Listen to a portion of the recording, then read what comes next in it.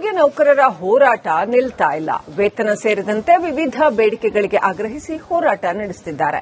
ಇದೀಗ ಮತ್ತೊಮ್ಮೆ ಕಾರ್ಮಿಕ ಇಲಾಖೆಯ ಆಯುಕ್ತರು ಸಭೆ ಕರೆದಿದ್ದಾರೆ. ಆ ಬಗ್ಗೆ ಸ್ಪೆಷಲ್ ರಿಪೋರ್ಟ್ ಇಲ್ಲಿದೆ. ವಿವಿಧ ಬೇಡಿಕೆಗಳ ಈಡೇರಿಕೆಗೆ ಆಗ್ರಹಿಸಿ ಸಾರಿಗೆ ಸಮರ. ಜುಲೈ 29ರಂದು ಕಾರ್ಮಿಕ ಇಲಾಖೆ ಆಯುಕ್ತರು ಸಭೆ. ಸರ್ಕಾರಗಳು ಬದಲಾದರೂ ಸಾರಿಗೆ ನೌಕರರ ಬೇಡಿಕೆಗಳಿಗೆ ಇನ್ನೂ ಇತಿಶ್ರೀ ಆಗ್ತಿಲ್ಲ. ಸುಮಾರು ವರ್ಷಗಳಿಂದ ವೇತನ ಹಾಗೂ ಹಿಂಬಾಕಿ ವಿಚಾರವಾಗಿ ನೌಕರರು ಹೋರಾಟವನ್ನು ಮಾಡಿಕೊಂಡು ಬರ್ತಾ ಇದ್ದಾರೆ. ಹಲವು ಸಲ ಬೇಡಿಕೆಗಾಗಿ ಸಾರಿಗೆ ಬಂದ್ಗೆ ಕರೆ ಸಹ ನೀಡಿದ್ರು. ಆದರೆ ಕೋರ್ಟ್ ಸೂಚನೆಯಂತೆ ಸಾರಿಗೆ ಮುಖಂಡರು ಬಂದ್ ವಾಪಸ್ ತೆಗೆದುಕೊಂಡ್ರು. ಅಲ್ಲಿಂದ ಇಲ್ಲಿಯವರೆಗೆ ಕಾರ್ಮಿಕ ಇಲಾಖೆಯ ಆಯುಕ್ತರು ಸಭೆ ಮಾಡಿಕೊಂಡು ಬರ್ತಾ ಇದ್ದಾರೆ ಹೊರತು ಬೇಡಿಕೆಗಳನ್ನು ಬಗೆಹರಿಸುತ್ತಿಲ್ಲ ಎಂಬ ಆರೋಪ ಇದೆ. ಇದೀಗ ಮತ್ತೊಮ್ಮೆ ಕಾರ್ಮಿಕ ಇಲಾಖೆ ಆಯುಕ್ತರು ಸಭೆ ಕರೆದಿದ್ದಾರೆ.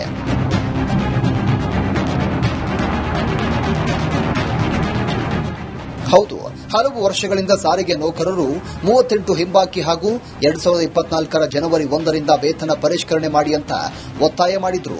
ಆದರೆ ಕಾಂಗ್ರೆಸ್ ಶೇಕಡ 12.50ರಷ್ಟು ವೇತನ ಪರಿಷ್ಕರಣೆ ಮತ್ತು 38 ತಿಂಗಳ ಬದಲಿಗೆ 26 ತಿಂಗಳ ಹಿಂಬಾಕಿ ವೇತನ ನೀಡಿ ಆದೇಶ ಹೊರಡಿಸಿತ್ತು.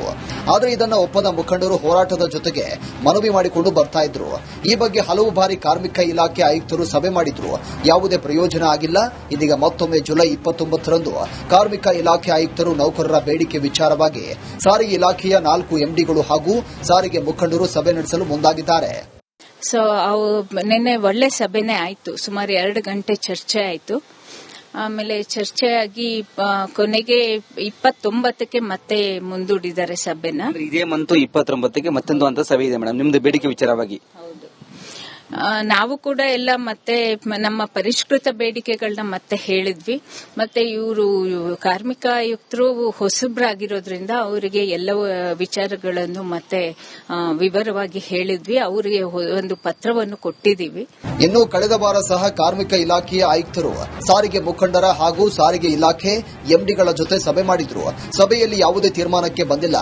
ಆದರೆ ಸಾರಿಗೆ ಇಲಾಖೆಯಲ್ಲಿ ಹಣ ಕೊರತೆ ಇದೆ, ವೇತನ ಪರಿಷ್ಕರಣೆ ಆಗಲ್ಲ ಅಂತ ಸಾರಿಗೆ ಇಲಾಖೆ ಎಂಡಿ ಒಪ್ಪಿಕೊಂಡಿದ್ದು. ಇದೀಗ ಕೆಲ ಸಂಘಟನೆಗಳು ಮಾಜಿ ಸಂಸದ ಡಿಕೆ ಸುರೇಶ್ ಅವರನ್ನ ಭೇಟಿ ಮಾಡಿ ಮನವಿ ಮಾಡಿದ್ದಾರೆ.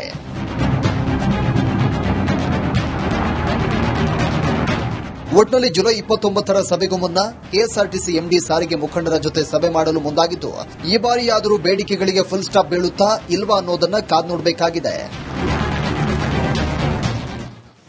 ಸಾರಿಗೆ ನೌಕರರ ಹೋರಾಟ ನಿಲ್ತಾ ಇಲ್ಲ. ವೇತನ ಸೇರಿದಂತೆ ವಿವಿಧ ಬೇಡಿಕೆಗಳಿಗೆ ಆಗ್ರಹಿಸಿ ಹೋರಾಟ ನಡೆಸುತ್ತಿದ್ದಾರೆ.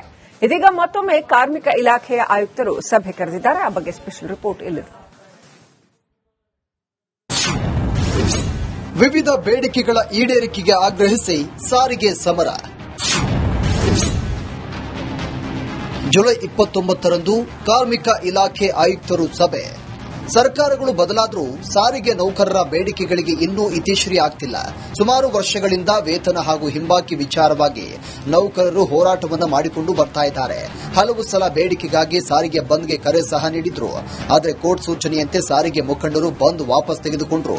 ಅಲ್ಲಿಂದ ಇಲ್ಲಿಯವರೆಗೆ ಕಾರ್ಮಿಕ ಇಲಾಖೆಯ ಆಯುಕ್ತರು ಸಭೆ ಮಾಡಿಕೊಂಡು ಬರ್ತಾ ಇದ್ದಾರೆ ಹೊರತು ಬೇಡಿಕೆಗಳನ್ನು ಬಗೆಹರಿಸುತ್ತಿಲ್ಲ ಎಂಬ ಆರೋಪ ಇದೆ. ಇದೀಗ ಮತ್ತೊಮ್ಮೆ ಕಾರ್ಮಿಕ ಇಲಾಖೆ ಆಯುಕ್ತರು ಸಭೆ ಕರೆದಿದ್ದಾರೆ.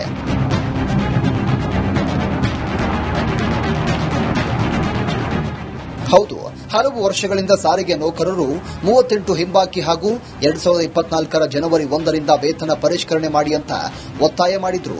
ಆದರೆ ಕಾಂಗ್ರೆಸ್ ಶೇಕಡ 12.50ರಷ್ಟು ವೇತನ ಪರಿಷ್ಕರಣೆ ಮತ್ತು 38 ತಿಂಗಳ ಬದಲಿಗೆ 26 ತಿಂಗಳ ಹಿಂಬಾಕಿ ವೇತನ ನೀಡಿ ಆದೇಶ ಹೊರಡಿಸಿತ್ತು. ಆದರೆ ಇದನ್ನು ಒಪ್ಪದ ಮುಖಂಡರು ಹೋರಾಟದ ಜೊತೆಗೆ ಮನವಿ ಮಾಡಿಕೊಂಡು ಬರ್ತಾ ಇದ್ರು. ಈ ಬಗ್ಗೆ ಹಲವು ಬಾರಿ ಕಾರ್ಮಿಕ ಇಲಾಖೆ ಆಯುಕ್ತರು ಸಭೆ ಮಾಡಿದ್ರು. ಯಾವುದೇ ಪ್ರಯೋಜನ ಆಗಿಲ್ಲ. ಇದೀಗ ಮತ್ತೊಮ್ಮೆ ಜುಲೈ 29ರಂದು ಕಾರ್ಮಿಕ ಇಲಾಖೆ ಆಯುಕ್ತರು ನೌಕರರ ಬೇಡಿಕೆ ವಿಚಾರವಾಗಿ ಸಾರಿಗೆ ಇಲಾಖೆಯ 4 ಎಂಡಿಗಳು ಹಾಗೂ ಸಾರಿಗೆ ಮುಖಂಡರು ಸಭೆ ನಡೆಸಲು ಮುಂದಾಗಿದ್ದಾರೆ. ನಿನ್ನೆ ಒಳ್ಳೆ ಸಭೆನೇ ಆಯ್ತು. ಸುಮಾರು 2 ಗಂಟೆ ಚರ್ಚೆ ಆಯ್ತು. ಆಮೇಲೆ ಚರ್ಚೆಯಾಗಿ ಕೊನೆಗೆ 29ಕ್ಕೆ ಮತ್ತೆ ಮುಂದೂಡಿದ್ದಾರೆ ಸಭೆನ. ಇದೇ ಮಂತ್ 29ಕ್ಕೆ ಮತ್ತೊಂದು ಅಂತ ಸಭೆ ಇದೆ ಮೇಡಮ್, ನಿಮ್ದು ಬೇಡಿಕೆ ವಿಚಾರವಾಗಿ. ನಾವು ಕೂಡ ಎಲ್ಲ ಮತ್ತೆ ನಮ್ಮ ಪರಿಷ್ಕೃತ ಬೇಡಿಕೆಗಳನ್ನ ಮತ್ತೆ ಹೇಳಿದ್ವಿ. ಮತ್ತೆ ಇವರು ಕಾರ್ಮಿಕ ಆಯುಕ್ತರು ಹೊಸಬ್ರಾಗಿರೋದ್ರಿಂದ ಅವರಿಗೆ ಎಲ್ಲ ವಿಚಾರಗಳನ್ನು ಮತ್ತೆ ವಿವರವಾಗಿ ಹೇಳಿದ್ವಿ. ಅವರಿಗೆ ಒಂದು ಪತ್ರವನ್ನು ಕೊಟ್ಟಿದ್ದೀವಿ. ಇನ್ನು ಕಳೆದ ವಾರ ಸಹ ಕಾರ್ಮಿಕ ಇಲಾಖೆಯ ಆಯುಕ್ತರು ಸಾರಿಗೆ ಮುಖಂಡರ ಹಾಗೂ ಸಾರಿಗೆ ಇಲಾಖೆ ಎಂಡಿಗಳ ಜೊತೆ ಸಭೆ ಮಾಡಿದ್ರು. ಸಭೆಯಲ್ಲಿ ಯಾವುದೇ ತೀರ್ಮಾನಕ್ಕೆ ಬಂದಿಲ್ಲ. ಆದರೆ ಸಾರಿಗೆ ಇಲಾಖೆಯಲ್ಲಿ ಹಣ ಕೊರತೆ ಇದೆ, ವೇತನ ಪರಿಷ್ಕರಣೆ ಆಗಲ್ಲ ಅಂತ ಸಾರಿಗೆ ಇಲಾಖೆ ಎಂಡಿ ಒಪ್ಪಿಕೊಂಡಿತ್ತು. ಇದೀಗ ಕೆಲ ಸಂಘಟನೆಗಳು ಮಾಜಿ ಸಂಸದ ಡಿಕೆ ಸುರೇಶ್ ಅವರನ್ನ ಭೇಟಿ ಮಾಡಿ ಮನವಿ ಮಾಡಿದ್ದಾರೆ.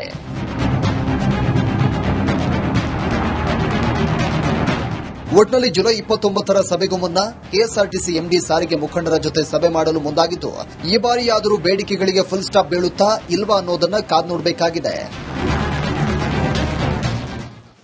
ಸಾರಿಗೆ ನೌಕರರ ಹೋರಾಟ ನಿಲ್ತಾ ಇಲ್ಲ. ವೇತನ ಸೇರಿದಂತೆ ವಿವಿಧ ಬೇಡಿಕೆಗಳಿಗೆ ಆಗ್ರಹಿಸಿ ಹೋರಾಟ ನಡೆಸುತ್ತಿದ್ದಾರೆ. ಇದೀಗ ಮತ್ತೊಮ್ಮೆ ಕಾರ್ಮಿಕ ಇಲಾಖೆಯ ಆಯುಕ್ತರು ಸಭೆ ಕರೆದಿದ್ದಾರೆ. ಆ ಬಗ್ಗೆ ಸ್ಪೆಷಲ್ ರಿಪೋರ್ಟ್ ಇಲ್ಲಿದೆ.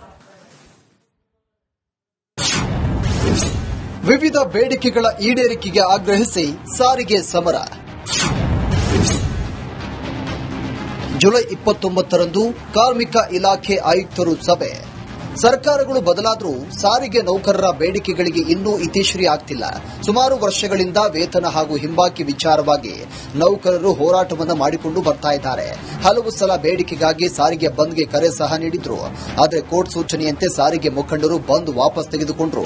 ಅಲ್ಲಿಂದ ಇಲ್ಲಿಯವರೆಗೆ ಕಾರ್ಮಿಕ ಇಲಾಖೆಯ ಆಯುಕ್ತರು ಸಭೆ ಮಾಡಿಕೊಂಡು ಬರ್ತಾ ಇದ್ದಾರೆ ಹೊರತು ಬೇಡಿಕೆಗಳನ್ನು ಬಗೆಹರಿಸುತ್ತಿಲ್ಲ ಎಂಬ ಆರೋಪ ಇದೆ. ಇದೀಗ ಮತ್ತೊಮ್ಮೆ ಕಾರ್ಮಿಕ ಇಲಾಖೆ ಆಯುಕ್ತರು ಸಭೆ ಕರೆದಿದ್ದಾರೆ.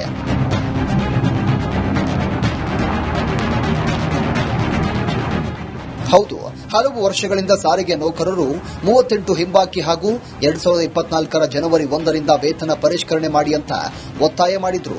ಆದರೆ ಕಾಂಗ್ರೆಸ್ ಶೇಕಡ 12.50% ವೇತನ ಪರಿಷ್ಕರಣೆ ಮತ್ತು 38 ತಿಂಗಳ ಬದಲಿಗೆ 26 ತಿಂಗಳ ಹಿಂಬಾಕಿ ವೇತನ ನೀಡಿ ಆದೇಶ ಹೊರಡಿಸಿತ್ತು.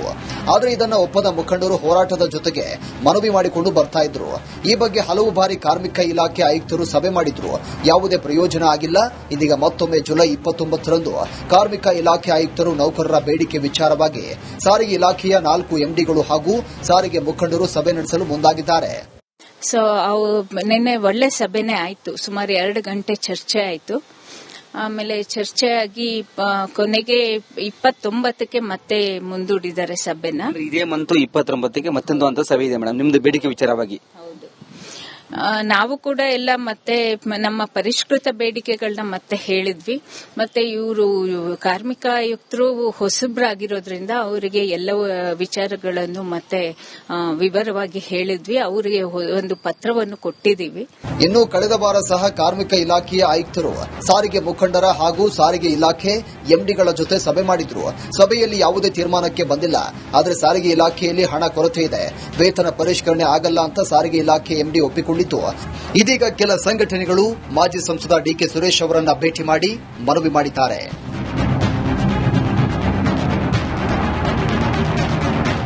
ಒಟ್ನಲ್ಲಿ ಜುಲೈ 29ರ ಸಭೆಗೂ ಮುನ್ನ ಕೆಎಸ್ಆರ್ಟಿಸಿ ಎಂಡಿ ಸಾರಿಗೆ ಮುಖಂಡರ ಜೊತೆ ಸಭೆ ಮಾಡಲು ಮುಂದಾಗಿದ್ದು, ಈ ಬಾರಿಯಾದರೂ ಬೇಡಿಕೆಗಳಿಗೆ ಫುಲ್ ಸ್ಟಾಪ್ ಬೀಳುತ್ತಾ ಇಲ್ವಾ ಅನ್ನೋದನ್ನ ಕಾದು ನೋಡಬೇಕಾಗಿದೆ.